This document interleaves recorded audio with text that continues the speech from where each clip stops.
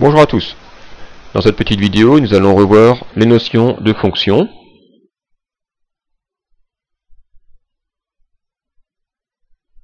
On va commencer par un petit rappel sur les coordonnées d'un point. Alors les coordonnées permettent de déterminer la position d'un point sur un graphique. Ici, le point A, il est placé à un certain endroit sur le graphique. Cet endroit est déterminé par des coordonnées. On parlera de repères orthonormés. Alors qu'est-ce qu'un repère orthonormé? C'est un repère, donc il y a des axes. Ortho, parce que ces axes sont orthogonaux, ils sont perpendiculaires entre eux, il y a un angle droit. Normé, parce que ils sont gradués de 1, 2, 3, de 1 en 1 ici, en abscisse et en ordonnée. Alors, ces deux axes ont des noms particuliers, vous savez bien, l'abscisse, l'ordonnée. Qu'est-ce que l'abscisse? Donc l'abscisse, c'est l'axe des x. Si vous déformez un petit peu la prononciation, vous pouvez dire abscisse, d'un x. Donc ça vous permet de savoir que dans l'abscisse, c'est les x, c'est l'axe horizontal. C'est l'axe bleu ici, horizontal, position couchée. Ensuite, vous avez l'axe des ordonnées. L'axe des ordonnées, c'est l'axe des y. Ordonnées, ça commence par un O, c'est vers le haut, un moyen mémotechnique pour le retenir. C'est l'axe vertical. C'est l'axe, on va déterminer les images. Donc ce point, il a deux coordonnées. Une abscisse sur l'axe horizontal, c'est 2. Une ordonnée sur l'axe vertical, c'est 1. Ces deux coordonnées déterminent la position du point A. Alors par principe, on met d'abord les abscisses et ensuite les ordonnées, quand on écrit les coordonnées. Donc ici, l'écriture pour le point A a un rapport coordonnées 2, 1.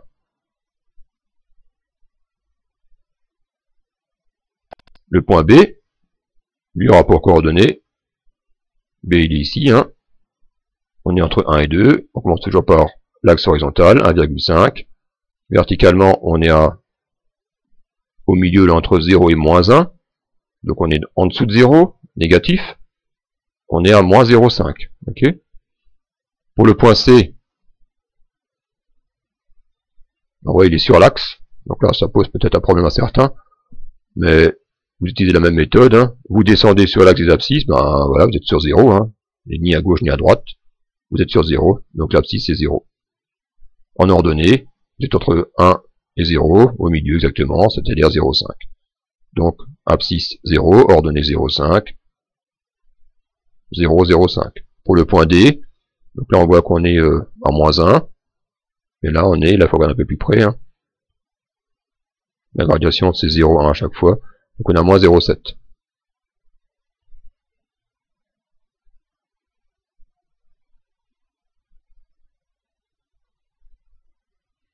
Ensuite, on va parler d'image et d'antécédent. Qu'est-ce qu'une image? Qu'est-ce qu'un antécédent? Alors, par exemple, ici, on a une fonction f qui est définie sur un intervalle moins 1, 3. Alors, qu'est-ce que ça veut dire? Intervalle moins 1, 3 de définition. Ça veut dire qu'on a pris un morceau de courbe où les valeurs varient entre moins 1 et 3. Avant, il n'y a rien, après, il n'y a rien. On ne s'intéresse qu'aux valeurs comprises entre moins 1 et 3.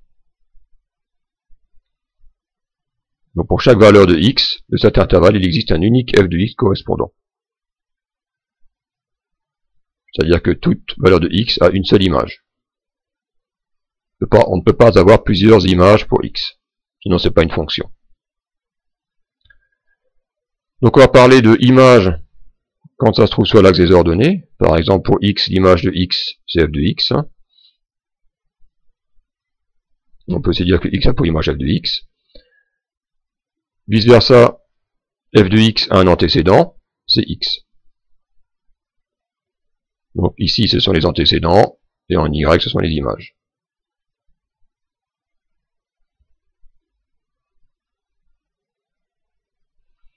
Ensuite, les maximums. Qu'est-ce qu'un maximum? Bien, tout simplement, le maximum, c'est le point le plus haut de la courbe, en ordonnée. Ici, le point le plus haut, Quand je monte, bah, il est là.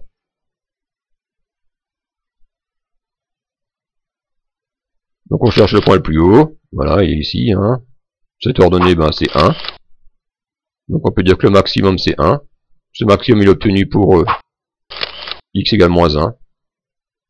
Donc on peut dire qu'en x égale moins 1, on atteint le maximum, qui a pour valeur 1. Le minimum, ben, c'est le contraire, hein. On cherche le point le plus bas. Il est ici, c'est moins 1. Il est obtenu pour x égale 0. Donc on peut dire que le maximum de la courbe est obtenu pour x égale 0, et que cette valeur c'est moins 1.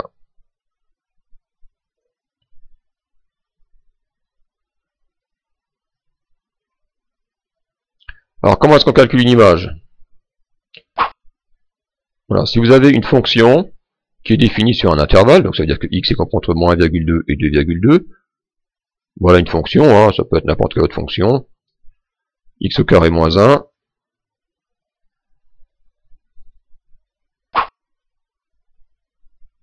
voilà, ça c'est la formule qu'on va utiliser pour calculer des images.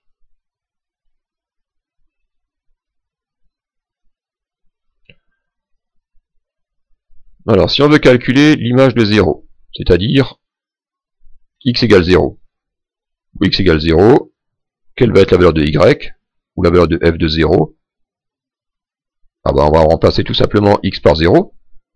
Donc tous les x qu'on va trouver, on les remplace par 0. Donc f de x égale, c'est f de 0, x au carré, c'est 0, donc x au carré moins 1, 0 au carré moins 1, ça fait moins 1. On peut donc dire que l'image de 0, c'est moins 1. Même chose dans un autre exemple, avec 1,3.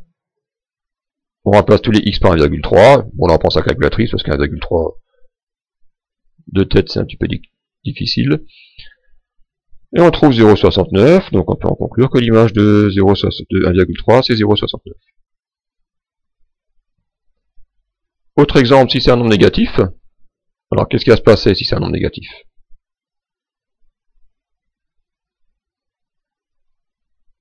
Bon, on remplace x par moins 1,1, sauf que, voilà, attention, hein, comme c'est un nombre négatif, il est indispensable de mettre des parenthèses autour de cette valeur. Parce que si vous n'en mettez pas, il ne va pas mettre le moins au carré, et moins par moins ça fait plus.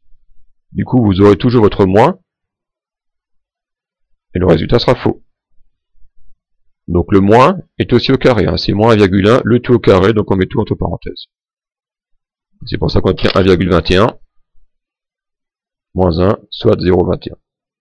Voilà, donc l'image de moins 1,1 est de 0,21. Si c'est une autre fonction, voilà, celle-ci est un peu plus compliquée, il y a un peu plus de choses, hein, mais le principe est le même, il ne faut pas se poser de questions. Si on veut calculer l'image de 4, on remplace x par 4.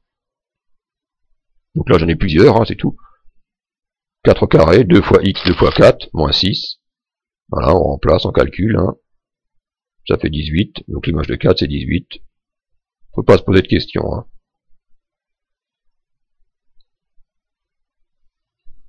Si c'est un nombre négatif, donc là je vous rappelle à quoi il faut faire attention. Les parenthèses. Hein. Donc dès qu'il y a un moins, on mettra des parenthèses partout. Comme ça on est sûr de ne pas se tromper. Moins 5 entre parenthèses, 2 fois moins 5 entre parenthèses, moins 6.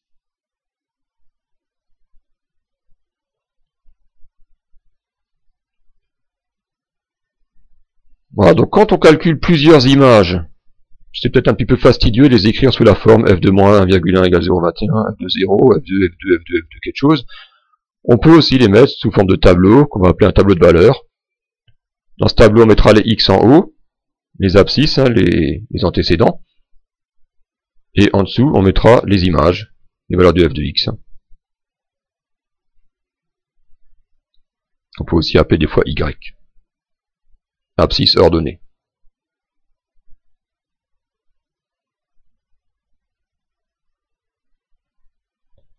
Voilà quelques petits exemples pour déterminer des images. Donc ça, vous le faites hein, à la suite du cours. Vous placez 0,5 en abscisse, puisqu'on cherche l'image de 0,5 par f, ça c'est la fonction. on place 0,5 en abscisse, on va sur la courbe, hein, c'est la courbe qui nous donne l'image, et on lit la valeur de y qui correspond, c'est-à-dire l'image, c'est moins 0,8. L'ordonnée. L'image de 3,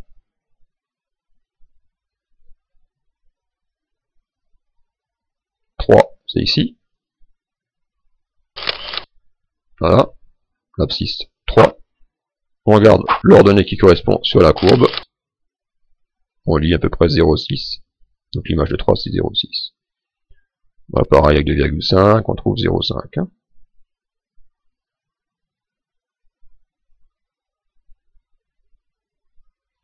Idem pour 0, ça fait moins 1. Pour un antécédent, c'est un petit peu différent. Parce que, autant une valeur de x a une seule image, autant une image peut avoir plusieurs antécédents. On peut avoir plusieurs valeurs de x qui correspondent à une image. Par exemple, 0,5 peut avoir plusieurs antécédents, un seul antécédent, ou aucun antécédent. Alors, voyons voir ça sur des exemples. Donc, ici, on veut chercher quel est l'antécédent de 1, c'est-à-dire pour quelle valeur de x on va trouver une image de 1. On va chercher le contraire. Donc pour ça, on va d'abord regarder l'axe des y en ordonnée. On va regarder 1. Et on va chercher sur la courbe quelle valeur correspond à 1. Donc ici, sur la courbe, on va trouver moins 1. Donc l'image de moins 1, c'est 1, ou l'antécédent de 1, c'est moins 1. Pour 0,5, donc on place 0,5 en ordonnée. On écrit d'abord l'image, et ensuite on cherche. Mais là on voit qu'on a deux possibilités, soit à gauche, soit à droite. Si je vais à droite, je vais trouver un antécédent 2,5. Si je vais à gauche, je trouve moins 0,9. Donc il y a deux antécédents. Deux valeurs de x auront la même image. Moins 0,9 donnera 0,5, et 2,5 donnera aussi 0,5. Donc 0,5 a deux antécédents. Ça c'est possible. Même exemple avec moins 0,5. Voilà, deux antécédents également. Moins 0,5 et 0,8. Si on prend 1,5 en ordonnée, pourquoi pas, hein, on a le droit. Alors là, je ne vois qu'il n'y a aucun point de la courbe ne convient. Donc il n'y a aucun antécédent.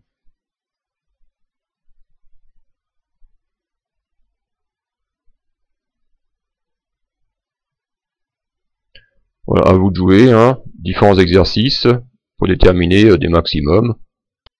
Voilà. Bien entendu, avant d'afficher la réponse, essayez de le trouver vous-même. Donc soit vous faites pause sur la vidéo, soit vous êtes en train de cliquer sur le PowerPoint. Alors, on cherche le point le plus haut. C'est 1, etc. Je passe rapidement là-dessus. Le maximum c'est 3 pour x égale 1. Voilà, si on cherche des minimums, ils sont ici, c'est le point le plus bas, c'est moins 1. Ici le point le plus bas, il est là, c'est moins 1,2. Le point le plus bas, il est ici. Voilà, c'est moins 1.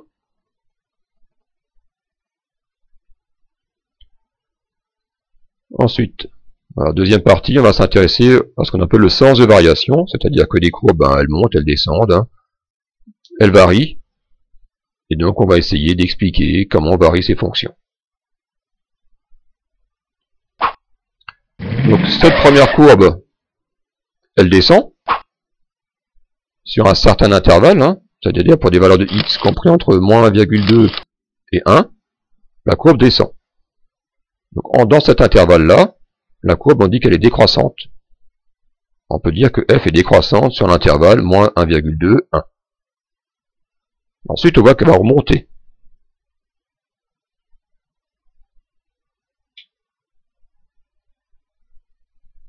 Du coup, quand elle monte, on va dire qu'elle est croissante. Alors, sur quelle partie est-ce qu'elle va monter? Sur quelle partie elle va être croissante? Donc, on voit qu'elle est croissante sur un certain intervalle de x, hein, qui comprend entre 1 et qui va jusqu'à 3,2 environ. Donc cet intervalle, 1, 3,2, on dira que la fonction est croissante. Si on fait le bilan de tout ça, eh bien on peut dire que elle est décroissante sur moins 1,2, 1, et ensuite elle est croissante de 1 jusqu'à 3,2.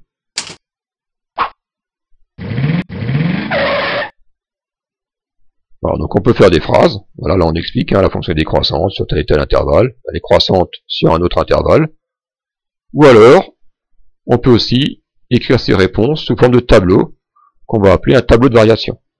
Donc dans ce tableau de variation, on va mettre les valeurs de x, avec les différentes valeurs prises par x qui sont pertinentes au niveau des variations, là il y a des changements de variation. Donc tout d'abord aux deux extrémités, vous aurez bien sûr l'intervalle d'étude, la fonction est définie entre moins 1,2 et 3,2. On remarque qu'il y a un changement au niveau de 1, pour x égale 1, donc on va le placer au milieu. S'il y en a plusieurs, on aura plusieurs valeurs pour exprimer les différents changements de pente. Ensuite on met des flèches, voilà, donc entre moins 1,2 et 1, elle est décroissante, donc on met une flèche qui descend. Entre 1 et 3,2, elle est croissante, on met donc une flèche qui monte. On peut aussi préciser les valeurs prises par les images, par Y. Donc ici, en moins 1,2, on a 3,8. On a aussi 3,8 en 3,2, c'est une parabole, donc il y a une certaine symétrie. Elle descend jusqu'à une certaine valeur qui est moins 1. Voilà, donc on peut dire, la fonction est décroissante. Elle descend de 3,8 à moins 1, et elle remonte jusqu'à 3,8. Voilà, à vous de vous entraîner, dans ces différentes fonctions. Donc cette fonction, vous voyez là, elle est un peu plus compliquée. Elle monte, elle descend, elle monte, elle reste constante, et elle descend. Donc il faut déterminer, elle monte de 0 à 3, elle descend jusqu'à 5, etc. Donc il faut déterminer quand est-ce qu'elle est croissante, quand est-ce qu'elle est décroissante, si elle est constante, ici c'est le cas. Et ensuite on met tout ça. Soit vous les exprimez ça sous forme de phrase, soit vous faites un tableau de variation. Alors sous forme de phrase c'est peut-être un petit peu long. Donc on peut simplifier en écrivant ça sous forme de tableau de variation.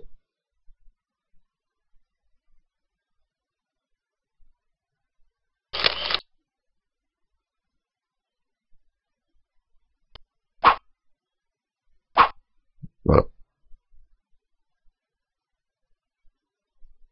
En précisant les différentes valeurs prises.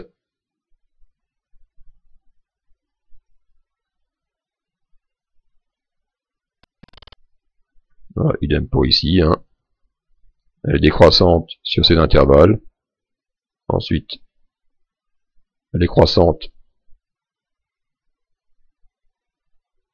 sur d'autres parties.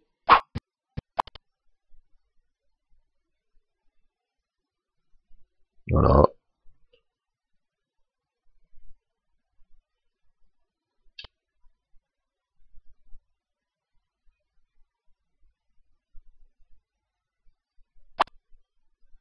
Et on détermine le tableau de variation.